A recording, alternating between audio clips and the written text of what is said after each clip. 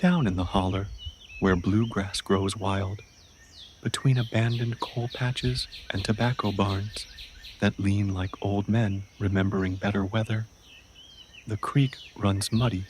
past the gap where Cherokee traced paths through thickets before we erased their names from our atlases. The bourbon distillery squats in the bottoms where the fork splits water three ways, one branch threading through the narrows that pinch tight as a fist, another sliding past the lick where deer gather for salt and leave hoofprints in mud. Here's where the compass needle wanders, where Pike Road dead ends at a gate leading to an uncharted space. Past this point, you're walking on trust and the fading memory of footpaths worn smooth by people who knew which ridge held water, which hollow kept home.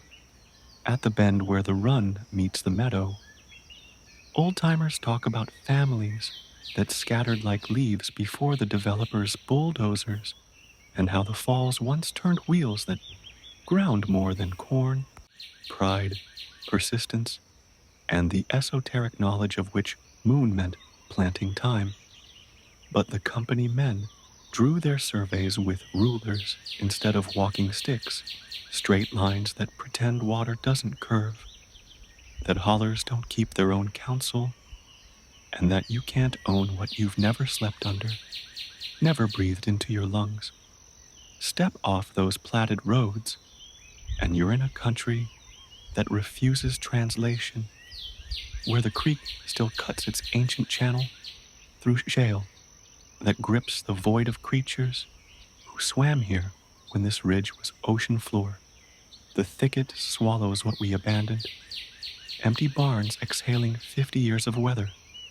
mine shafts pulling in darkness thick as the detritus in our father's lungs, distillery ruins where copper stills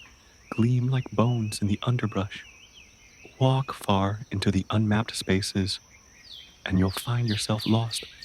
following deer trails that circle back on themselves, standing in clearings that don't appear on any GPS, listening to your own footsteps swish through a valley with no name in any language we can speak. This is where the map fails, where the distance between staying and leaving can't be measured in miles, where loving this scarred and holy ground means navigating by the pull of something deeper than magnetic north. The way home calls to you, even when you're already there, even if there's nowhere left to go.